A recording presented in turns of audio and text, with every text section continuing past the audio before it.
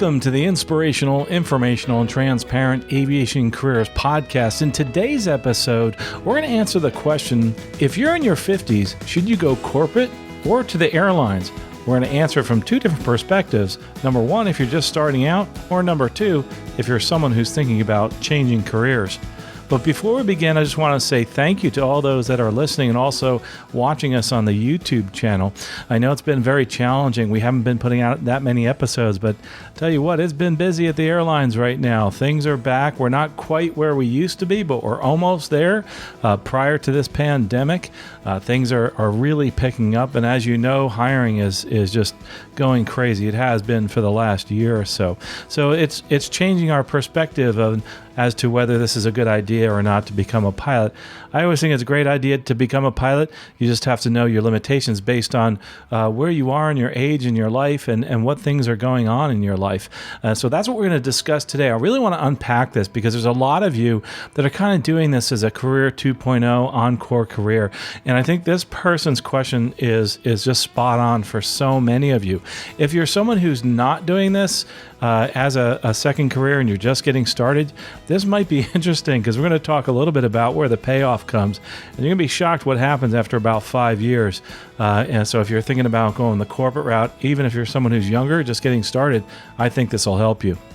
But before we get started, just a shout out to those folks who have really supported this program here at our Patreon account, aviationcareerspodcast.com/Patreon. All those monies that we get from all those donations, that goes towards the scholarships guide. And we give away one free scholarships guide. And you can get one for free, aviationcareerspodcast.com/free. And also, don't forget, we have all those online courses like how to do a resume, some other things like weather, that type of thing. But primarily, it's the scholarships guide that is found in the courses catalog. It's really simple to find there. Click on courses at the top there.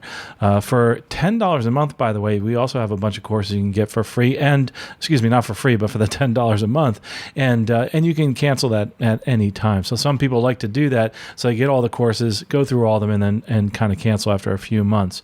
But let's get started with this question. This is a great question from someone who wrote in at feedback@aviationcareerspodcast.com. Also, you can put comments on our YouTube channel.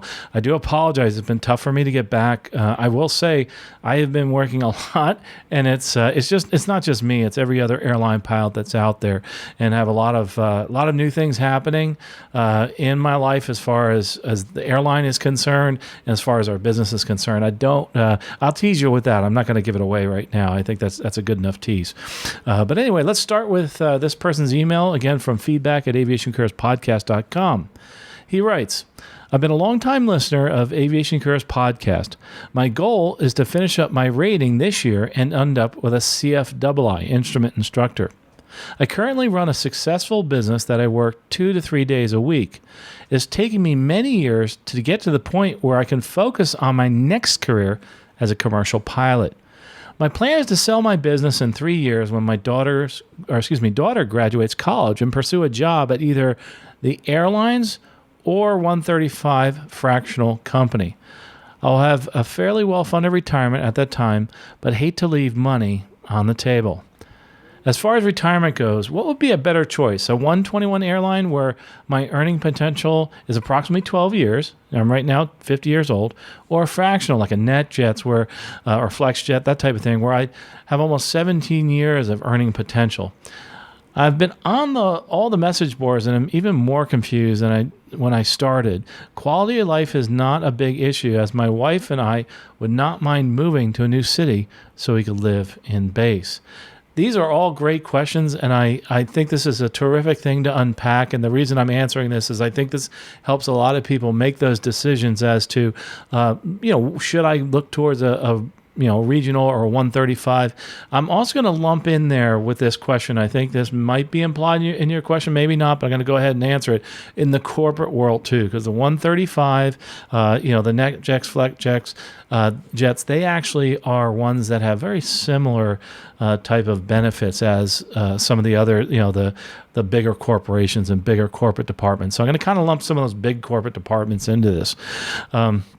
So anyway, let's get into that. Remember, one of the things before we get started, I really want to tell you is you should look at either a career counselor, a money advisor, that type of thing.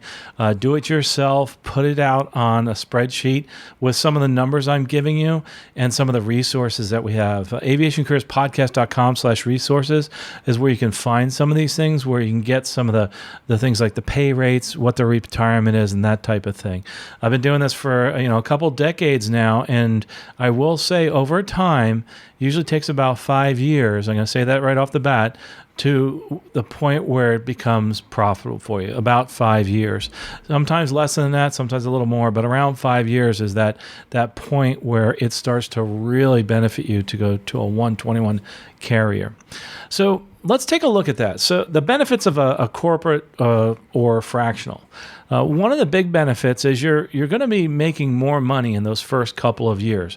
Looking at it from a short-term perspective, for someone who's doing this as a career change, it probably doesn't matter to you as much unless you still have that family to support.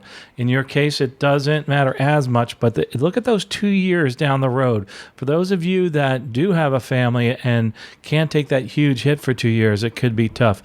A lot of you that are out there that have experience in the corporate world or in the corporate flying world may be giving up those $100,000 to $200,000 jobs and are looking towards the airlines for some of these benefits that we're about to talk about. And remember also, you can always do 135 after you retire with an airline and get some of the benefits we're going to discuss with those airlines. I think it's a great trade-off there. As far as 135 and corporate, some of the benefits, you talked about lifestyle, et cetera. One of the biggies is the lack of commuting with 135 and corporate. You are either home-based or you're based where the airplane is in the corporate world. So that actually is a real big benefit because, take it from me, I've commuted for many years. Not sure, I'd have to say probably half my career I've commuted. I'm about to start commuting again. That takes a lot of time out of your schedule. For some of us, it's good and it's bad. Some, like myself, may have a place where I go to commute to, not a crash pad, but say some place that I own, have a whole life there, that type of thing. But many of us, we just go to that city, do our work, and come home. So that's something else you have to kind of factor in. Crash pads usually, remember, pilots are very frugal. So a lot of times you're only going to be paying like $300, $400 a month. Or what I do a lot of times is I just rent hotel rooms. If I'm going somewhere, I'll get a hotel room. Now that doesn't always work out because if I go to a city and I don't get called, that might be 5 nights worth of hotels. It gets pretty expensive. And that's going to be a whole nother podcast on the whole commuting thing. But remember, in the 135, the charters, the corporate world, you don't have to worry about that as much. Also, in your case, you said that you were willing to move. So there's something else I want you to consider, and I want everybody to consider, is moving to base, because it makes your life so much easier. Or you can kind of do what I do and have the lifestyle of having 2 different places that you live. Have the summer times up north, the winter times down south. That's kind of, they called me a hobo at one time because I was moving between bases north and south. Absolutely loved it. It was a great opportunity. I'm going back to doing that again, enjoying the nice, cool weather up north in the summertime, but also having a place here. So, okay, let's look at that 2 years. We said that 2 years is going to be a kind of a point where you're going to be making a lot more money on the corporate world. The pay, again, at the airlines is much more generous, especially after about 5 years. So let's do a comparison here as far as looking at what do we mean by better. Say a legacy, especially a legacy airline, those American, Delta, United, those kind of things, a 5-year wide-body first officer will be making around $200 an hour, which is about $1,000 a day minimum. That's pretty darn good. That's about, say, $200,000 a year is about what you'll be making. Remember, you don't work all the days of the year. Usually airline pilots who especially have a line or have 15 days off a month, like that's about what I have. Lately, it hasn't been like that because we've been so busy, but we're coming back to that again.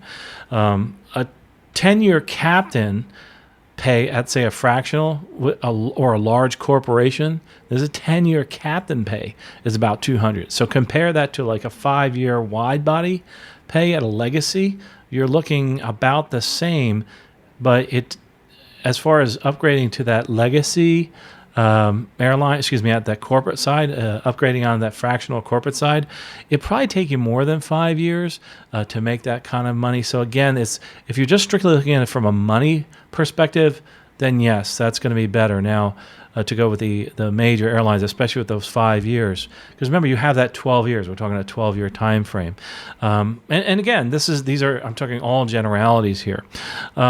Some flight departments, especially in some of the corporate world, they have much better pay than that, much better bonuses than that. I'll give you an example. I have one person that went to a corporate job, and he was able to make $200,000 in his first year. His base pay was $100,000 a year, and then he got a bonus of $100,000. That's for a large corporate jet. This person had like 5,000 or 6,000 hours of PIC jet time to be able to get that. Again, going back to that whole, it's better after 5 years. Another thing to remember is it's a simple concept. The bigger the plane, the bigger the paycheck, right? The bigger the plane, the bigger the paycheck.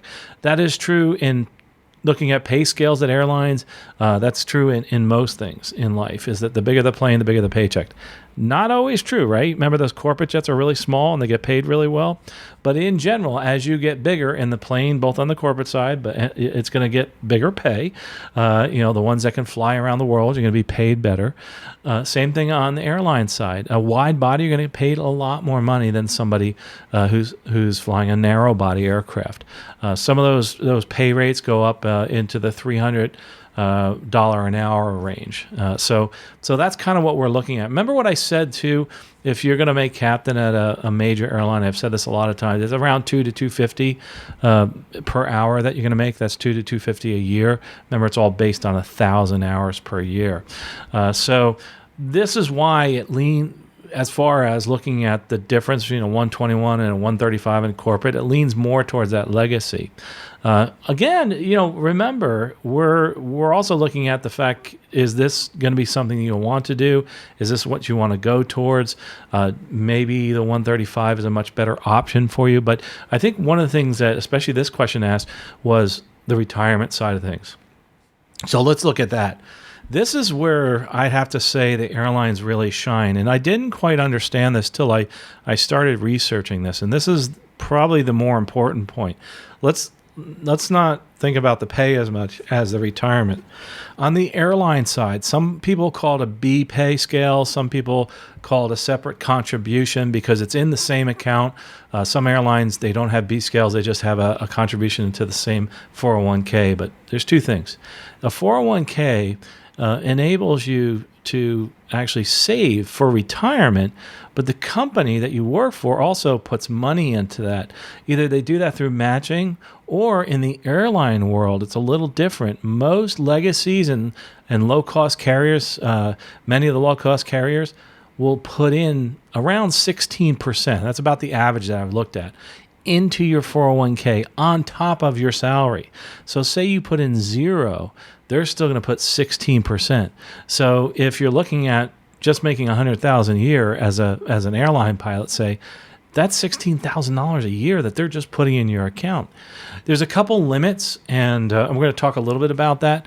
But this is where I know it's hard to think about right now because you're just getting started, but this is where the legacies really shine, is that 16%, there's a cap on that, a dollar cap, and there's also an amount that the airlines can stop contributing because they can't anymore. I think it's around 290,000 this year, but after 290,000, that 16% can't go in your 401k. Where does that go? It depends on the agreement you have with the airline. Most times that'll go towards like another account, another retirement account. We'll talk about that in a second, but let's switch over. So remember 16%. Let's switch now to the corporate side. Many of the corporate jobs out there, just like regular corporations, have these matches. Like they'll match 50% up to 20%. Well, that means they're matching about 10%, right? So you're looking about anywhere from 5, 10% plus some additional bonuses that they're putting in your account. Of course, not coming anywhere near that 16% that you see with the airlines. And remember too, with the airlines, all those bonuses or those profit sharing checks, they can be dumped into that 401k. And so you have that option. So remember, all the low-cost carriers and the legacies are very similar now with those retirement plans, and that's something very important to look at. Another really cool thing that has gone away in other industries and is back again here in the airline industry is this VEBA thing, and that's called a Voluntary Employee Benefit Association. That's this benefit program similar to a health savings account, but it's a trust account that's set up where they'll put money into this and you can only use it for medical expenses. This is in addition to your health savings account. So you can save in the health savings account. And what a lot of these legacies will do, remember I said there's that limit of 290, don't quote me on that, I think it might be 295. Once you go over that limit, that money dumps into a lot of times into those VEBA accounts at many of these airlines. What a neat option. I mean, that can grow tremendously. They say it's going to cost maybe around $250,000 in your total retirement for medical expenses. Some of these accounts start to approach those amounts between the health savings that you saved and also the VEBA. It could be $100,000, $200,000, which would pay for all those medical expenses that you have in retirement. So you're looking at, again, as far as you're concerned, if you're looking at this from the perspective of being 50 years old and thinking of moving on and looking the best bang for your buck in retirement, yeah, it's going to be the legacies, the low-cost carriers that have those retirement accounts. And that's why I do recommend a website, Airline Pilot Central. They have a lot of that information. I tried putting one together myself, by the way, and their stuff's good. I mean, they're usually right on. When stuff happens at the airlines, they have the pay, they have the benefits. So go check that out, Airline Pilot Central. Just go to aviationcareerspodcast.com, look at resources. It'll give you that. It'll also give you the places where all the different domiciles are. There's a domicile map there too. And that's important to your question, is that you said you'd be willing to move, but there's some places you probably won't want to move. So you got to kind of take that with a grain of salt. I always take that with a little bit of a grain of salt. Do you really want to move to those locations? So let's take a look at that. We'll look at the resources and look at those destinations. But remember that you have all these benefits, the 401k. You also have that VEBA, which rolls over into.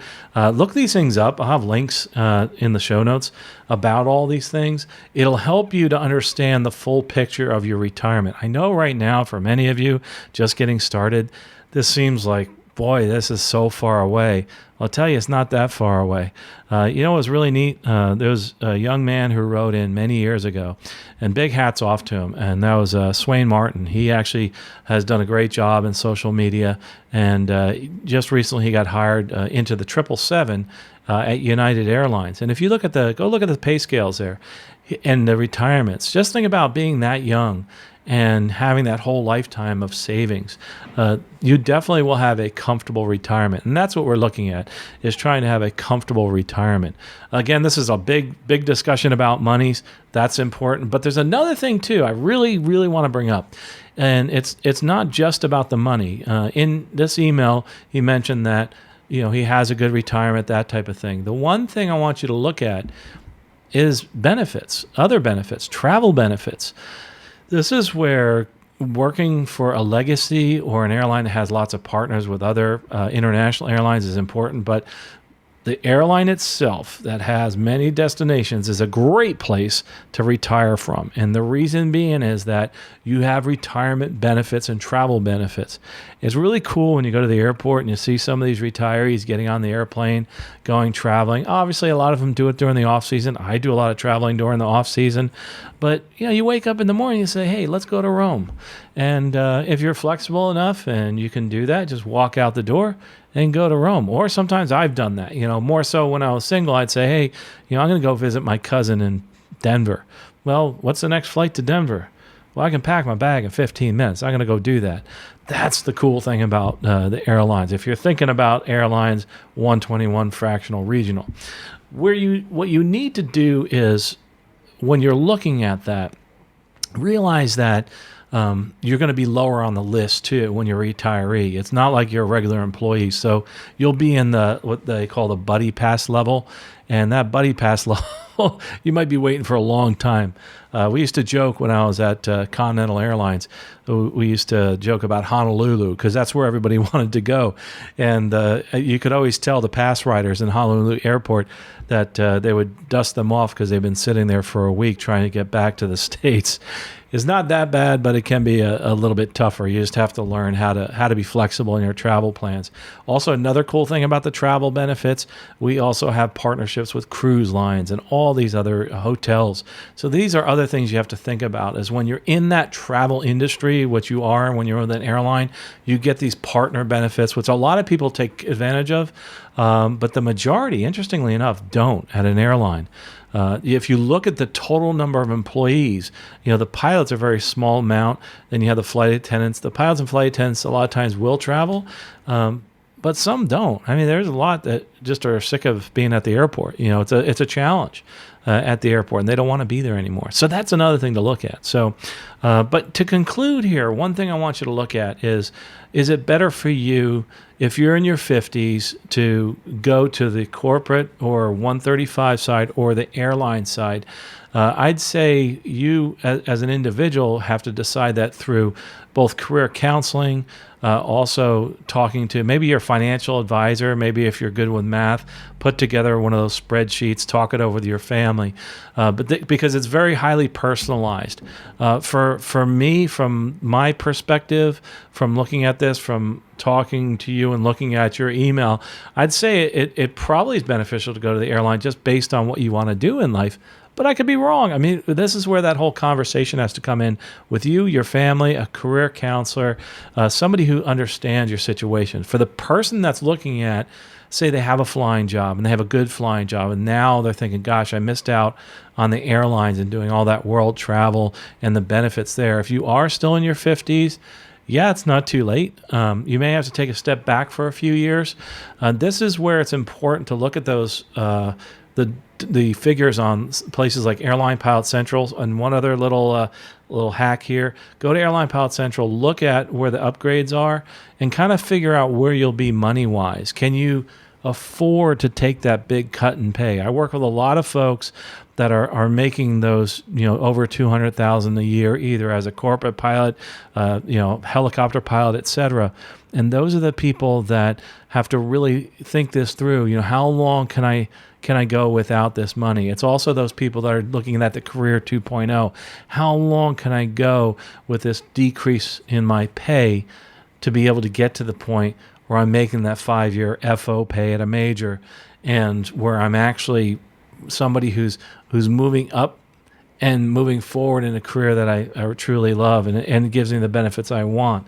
Again, I highly recommend talking to your family, your friends, and get with a career counselor. Obviously, you can do that here at aviationcareerspodcast.com. I know I'm super busy right now. It's tough to get in touch with me. There's many other people that do that.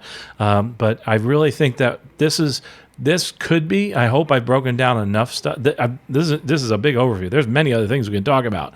But just look at the pay, the benefits. About 5 years down the road is what you're looking at where you're really starting making good money.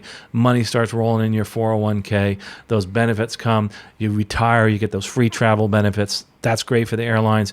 If you are more into being home based, that type of thing, the corporate world will be better for you. And those are questions you have to answer yourself.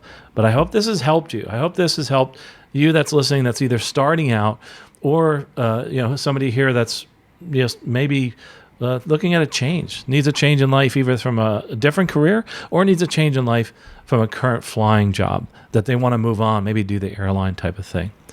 Do me a favor, shoot me some feedback at aviationcareerspodcast.com. Let me know what you think about this content here. And if you want to hear other things and other analysis that I do, please send that to me. We're definitely putting these out on YouTube. I'm doing a little less editing. I'm trying to do more of these, and the way to get them out quicker is just going to be me raw talking to you. Instead of doing those webinars, I decided to kind of do something like this, and I'm hoping you enjoy it. Again, I apologize for not getting much content out lately, but literally I have been close to timing out as a pilot at the airlines. Out of let's see, out of 10 days, I flew 9 out of 10 days. So it's been a challenge, and I keep getting called to come back into work. This will change, obviously. It goes up and down, just like anything else in the industry. But you never know what the next thing is in life. But I do know one thing, is that you really need to evaluate where you are and what you want to do with your life. And if this is something that you want to pursue because you really love it, I tell you what, I like my job a lot. I love what I'm doing. I've decided to take a little tack, change where I'm going, change bases because I needed another challenge in life. And I might do some flight instructing at the airline. Who knows? But that's the cool thing about it, is you can always change course, even within the airline you work for, even within the corporate department you work for. But the most important thing that you can do for me today is not just hit stop. I want you to do something today to move forward in your career, in your life. It might be just looking at some of the links that I have down below. Maybe some of those things, what's Aviva? What's Airline Pilot Central? Where are those pilot domiciles? There's a great link there. Maybe it's starting to have that conversation with your family and your friends. Maybe it's hiring a career counselor or talking to your financial planner and saying, hey, this is what I want to do. But be careful. If you're in a position where you are about to give up a great career like I've done and moved on to another career that I really love, you need to choose who you're going to talk to. You need to choose carefully. And that's one thing I want to stress, is that I want you to start looking for someone to discuss this with. But the most important thing you can do for me right now is to take one step today towards your career goal. Don't stop.